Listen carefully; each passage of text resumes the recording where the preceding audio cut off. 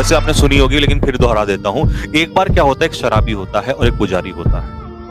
शराबी और पुजारी में आपस में ठन जाती है कि हम भगवान को प्रसन्न करके रहेंगे। शराबी गाली देता है, शराब के नशे आपको पता ही है वो कैसे कैसे देते हैं, ठीक है। और पुजारी कहता है, हे मूर्ख बालक, तू ये मदिरा पान का सेवन करके और तू मुझे ये करा इस तरीके से। शराबी कहता है, चल क्या बात है, भोलेनाथ को प्रसन्न मैं करके रहूंगा। पुजारी कहता है चलो देख लेंगे। तो गांव के उस पार क्या होता है, मतलब गांव के बराबर में एक नदी होती है और नदी को क्रॉस करके भोलेनाथ का वहां पर शिवलिंग होता है। उस शिवलिंग पर जल चढ़ाने के लिए दोनों रोजाना जाते हैं, ठीक है। भोलेनाथ को जल चढ़ाने के लिए पुजारी जाता है नदी को पार करके।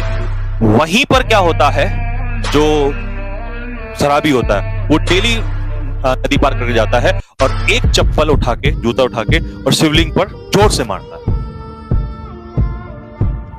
रोजाना यही काम चलता रहा। शराबी अपना काम करता रहा, पुजारी अपना काम करता रहा। पुजारी को पता था कि एक दिन इसका सत्यानाश जरूर होगा। बहुत दिन जब बीत गए, दोनों थक गए, भगवान कहीं से नहीं आया।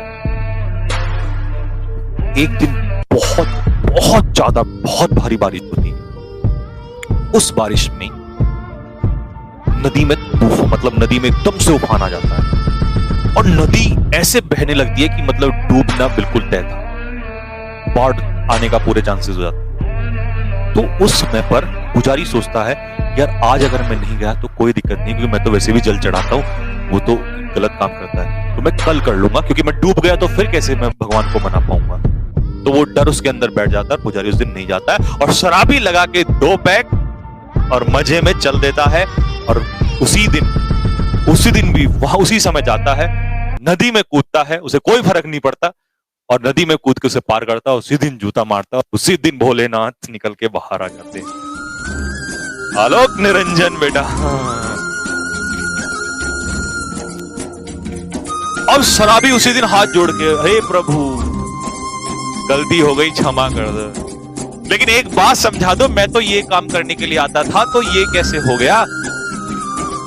बेटा तू ये काम डेली करता है, वो अलग बात है कि तू गलत करता था, लेकिन तू ये काम डेली करता था। और उस दिन जब तेरी अग्नि परीक्षा थी तो उस अग्नि परीक्षा में वो फेल हो गया और तू पास हो गया। तो बेटा जिस काम को दिल से अगर हम चाहें, चाहे वो अच्छा हो या गलत हो, वहीं से अगर हम पत्थर में भी रोज एक मुक्का मारेंगे तो एक दिन तो ऐसा आएगा कि वो पत्थर भी फूटेगा। तो जिस काम को कर रहे हो निरंतर करो, लगातार करो। ऐसा ना हो कि बस एक दिन सर आज नहीं, बस पढ़ूंगा, आज संडे है, आज नहीं मेरे को पढ़ना, कोई दिक्कत नहीं है, संडे कोई तो नहीं है। अरे 12 दिन में से एक दिन निकल जाएगा, वो एक दिन में जो टॉपर बच्चा होगा या अच्छे बच्चे होंगे वो उस दिन भी पढ़ रहे होंगे। हर एक घंटे की कीमत है, हर जगह टाइम की कीमत। जैसे मैं तुम्हारा टाइम वेस्ट कर रहा हूं, नहीं करना, सॉरी। तो इसीलिए टाइम इंपॉर्टेंट है, जाके पढ़ो, रिवाइज करो, आपके लिए बहुत इंपॉर्टेंट है, ठीक है। मिलेंगे जल्दी आप लोगों से, मोटिवेशन वाली वीडियो में लाता रहूंगा, आपको मोटिवेट करता रहूंगा। और